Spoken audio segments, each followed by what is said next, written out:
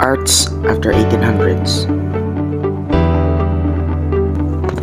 Members: Menschril Rosales, Lance Vincent Archaga, Siegfried Cabos.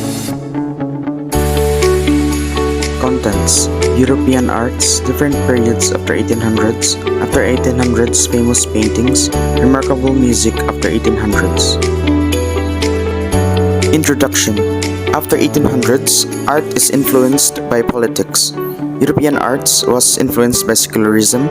Most art was produced without reference to religion and ideology. At this time, European art has often been influenced by politics of a state or the patron of the artist.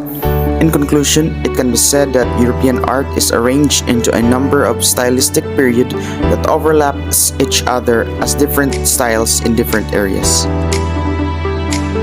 European art timeline: Neoclassical, Romanticism, Realism, Impressionism, Post-Impressionism, Expressionism. Neoclassical: Jacques-Louis David Napoleon, crossing the Alps 1801 to 1805. To further capitalize on his victory, Napoleon crossing the Alps was used as a propaganda to cultivate public support by exaggerating his success and image. Sitting comfortably on a white horse, this oil and canvas equestrian portrait of Napoleon Bonaparte paints a uniformed Napoleon leading his troops to victory. Fun fact: David made 5 versions of this portrait between 1801 and 1805, with minor differences between them. The first version featured Napoleon wearing an ochre-colored cape, whereas all of the subsequent versions depict him wrapped in a red cape. Romanticism: Theodore Géricault, The Raft of Medusa, 1818 to 1819. The shipwreck had scandalous political implications in France. The incompetent captain, who had gained a position because of connections to the Bourbon Restoration government, fought to save himself, and senior officers were leaving the lower ranks to die. And so, Géricault's picture of the raft and its inhabitants was greeted with hostility by the government. Fun fact: the woman in composition is known as Marianne. She has been the personification of the French Republic ever since the First French Revolution of 1789. Realism: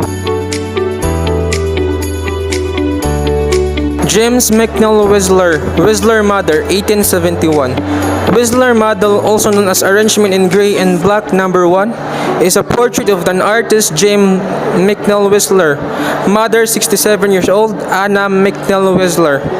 The Austri painting also illustrates the artist's perception of his pious mother, whose presence in London, previously the setting of his bohemian lifestyle, he described as a general upheaval in a letter to fellow artist and friend Henry Fontaine later. Fun fact: is a firm belief in art for art's sake. Whistler entitled the portrait Arrangement in Gray and Black No. 1 because he did not believe the identity of the subject was important to audience. Even so, the picture is best known by colloquial name Whistler Mother. Impressionism: Claude Monet, Impression, Sunrise, 1872. Monet had a heavy engagement with the revitalization of French pride and spirit, depicting his fervor in many of his paintings made at the time. In particular, his Impression, Sunrise, strongly emphasized France's determination to rebuild and recovery from the devastation of the war. Fun fact: the painting depicts in the harbor of Havre in France, but Monet felt there wasn't enough to detail the title painting after the location. Therefore, the name Impression Sunrise was given. Monet titled most of his painting with Impression for the same reason.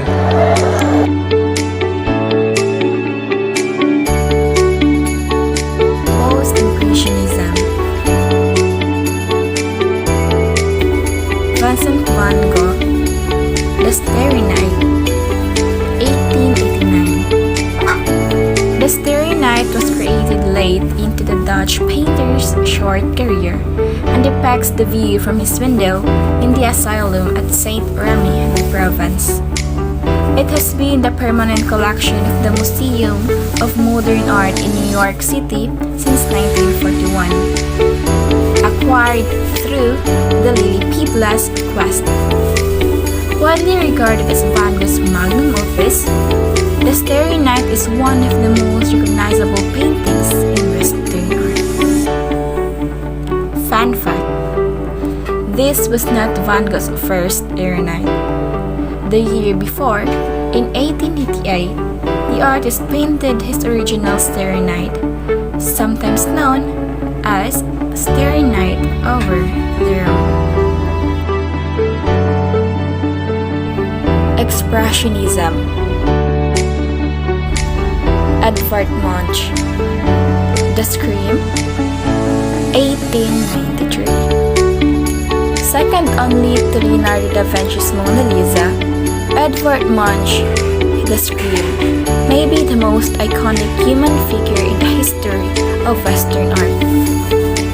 The Scream represents a key work for the Symbolist movement as well as an important inspiration for the Expressionist movement of the early 20th century.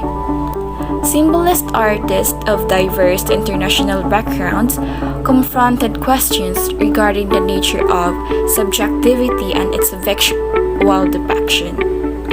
As Munch himself put it succinctly in a notebook entry on subjective vision written in 1889, "It is not the chair which is to be painted, but what the human being has felt in relation to it."